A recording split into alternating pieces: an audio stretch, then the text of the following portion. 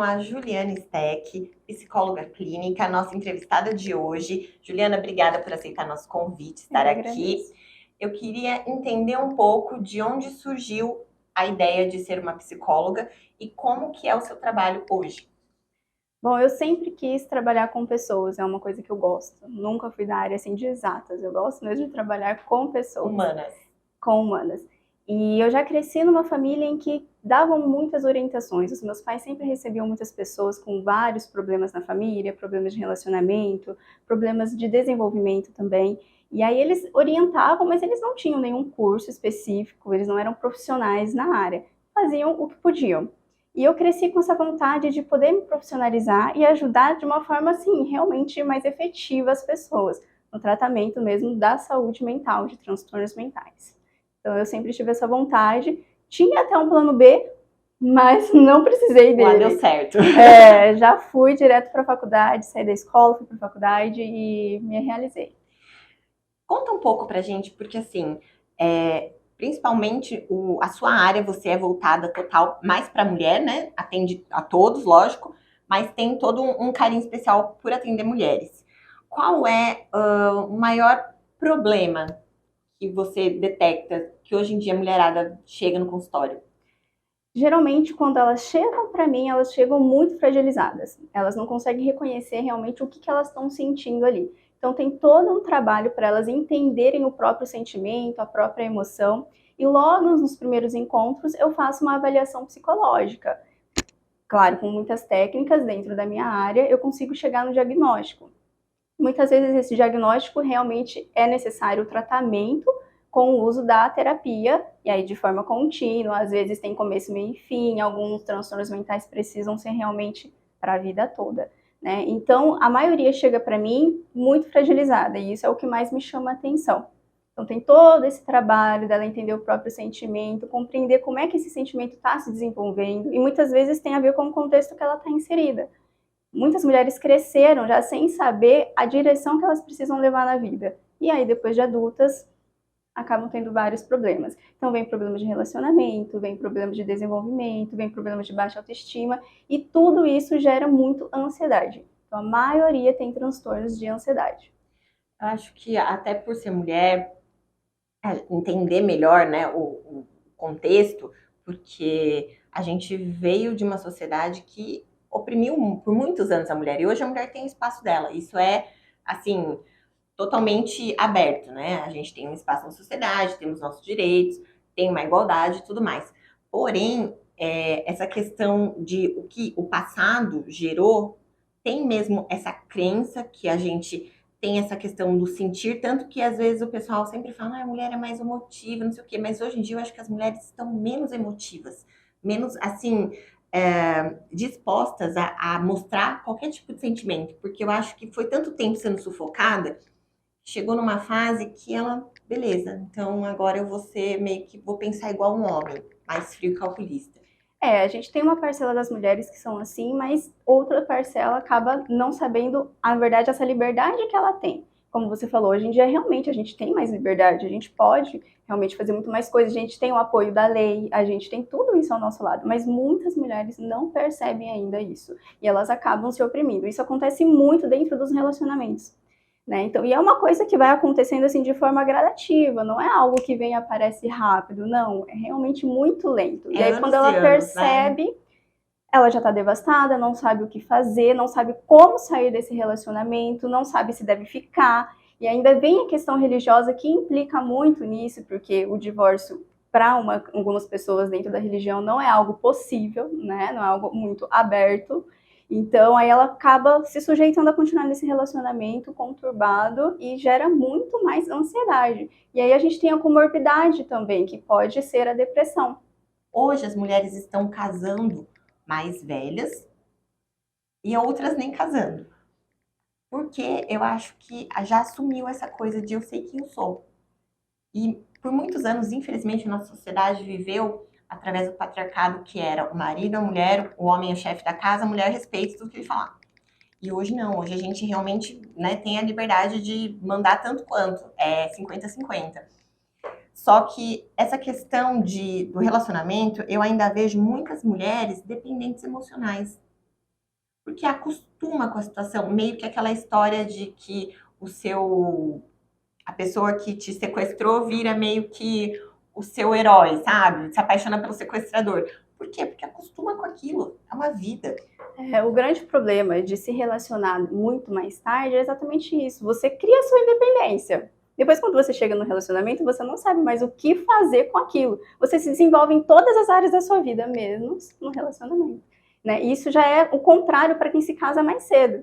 Já se desenvolve muito dentro do relacionamento, mas acaba tendo um déficit significativo em outras áreas, como a questão da emoção, como a questão mesmo dos ganhos psicológicos que não acontecem. Então, a gente tem dois viés. As pessoas que se casam mais cedo, que não se desenvolvem em outras áreas e sim dentro do relacionamento, e as pessoas que se casam tarde, mas também só desenvolvem em outras áreas e não no relacionamento. E tudo isso precisa ser tratado na terapia. Equilíbrio, né, gente? Equilíbrio é tudo. Gente, agora eu vou dar uma pausinha aqui para chamar a doutora Patrícia Remezic com o quadro Harmonizando para vocês. Quando eu devo fazer o meu primeiro Botox? Eu sou a doutora Patrícia Remezic e hoje nós vamos falar sobre o procedimento queridinho da harmonização, que é o Botox, que é a toxina botulínica, né? Eu já falei também aqui que Botox é uma marca comercial, então é a marca de uma toxina botulínica, e nós temos várias toxinas muito boas no mercado, cada uma tem a sua indicação, já falamos sobre isso em quadros anteriores. E quando eu devo começar a aplicação da minha toxina? Essa é uma dúvida bem grande dos pacientes que vão até o consultório. Então, eu falo, eu já preciso de Botox? Eu já tenho rugas? Então, às vezes a gente associa a necessidade de um Botox se eu já tenho rugas. E isso não é verdade. O Botox, a toxina botulínica, a gente deve começar a aplicar antes do aparecimento das rugas. Porque, na verdade, ele é um procedimento preventivo. Como assim preventivo? O que a toxina faz? A toxina vai paralisar a minha musculatura. Então, imagina que a minha pele é como se fosse uma roupa. E constantemente eu mexo a minha musculatura, é como se eu estivesse amassando a minha roupa. Então, esse amassar constante vai criando as dobras, vai criando as rugas. Como num tecido também, eu consigo criar dobras num tecido. A partir do momento que eu paro de amassar, essa pele fica mais esticadinha. Então, se eu ainda não tenho marcas e dobras, mas eu mantenho aquela musculatura com uma função controlada, então ela tá forçando menos, ela não tá tão forte, apertando ali a minha pele, eu vou prevenir que essas rugas apareçam tão rapidamente. Então, a toxina botulínica, ela é muito preventiva, então você não precisa esperar ter rugas para começar a fazer a aplicação da toxina. Pelo contrário, quanto mais cedo você começar, mais a gente consegue prevenir o aparecimento dessas rugas.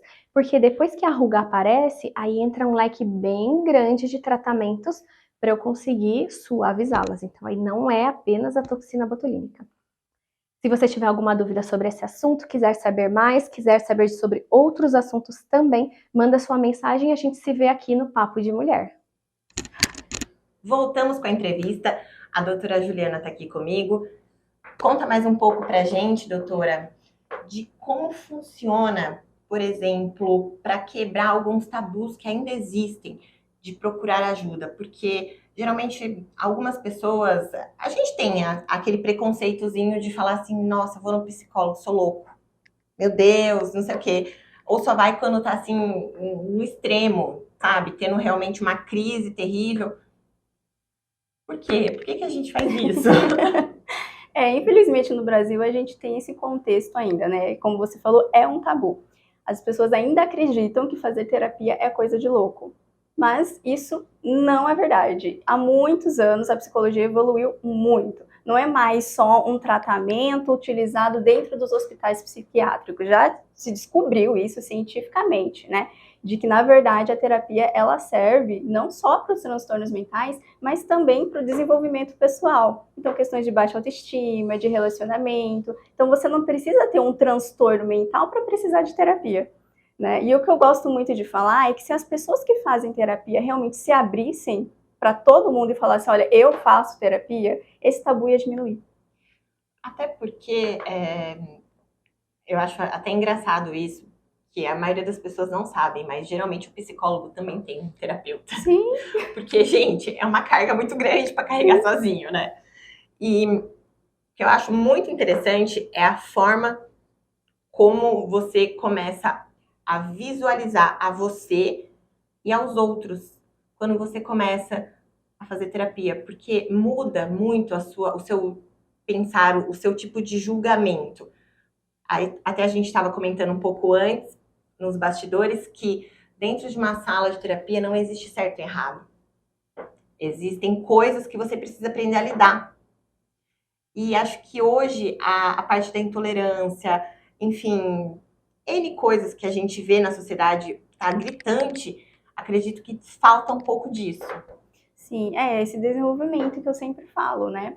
Porque todo mundo precisa melhorar alguma coisa.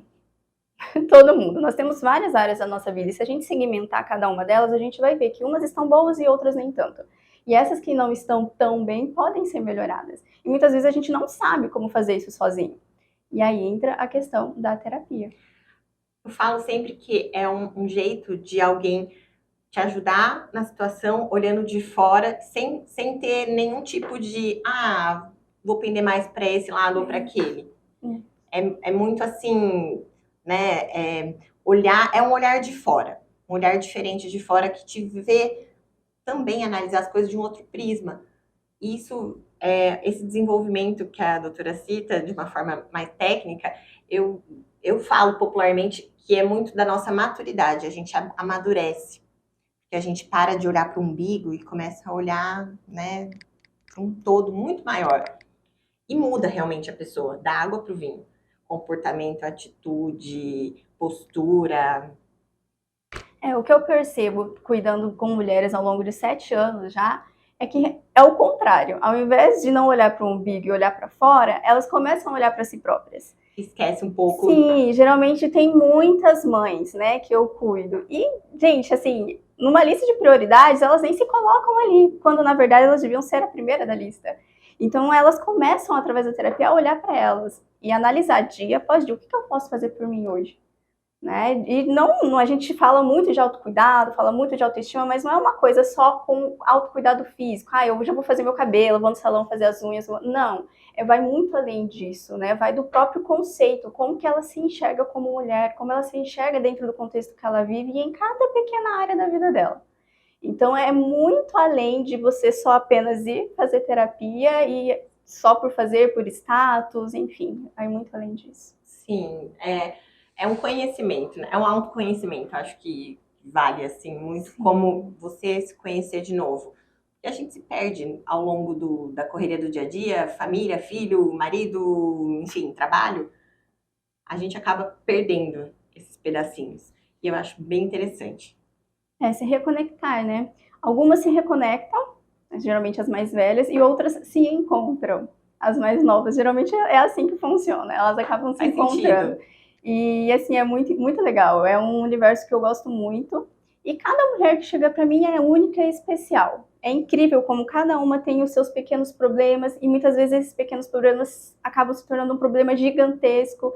E mesmo assim, aos pouquinhos elas vão resolvendo, vão conseguindo entender o que fazer a respeito de cada situação, como a emoção delas está ali influenciando de forma positiva ou negativa, e o que fazer com essa emoção também, que é o que falta, né? Todo mundo sente raiva, todo mundo sente ansiedade, todo mundo sente ódio, todo mundo tem um momento. E a gente se sente muito desconfortável quando sente esse tipo de sentimento. A gente não sabe lidar. Não sabe lidar. E aí a terapia vem justamente para isso.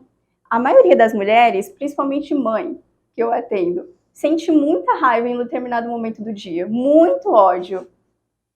Eu imagino.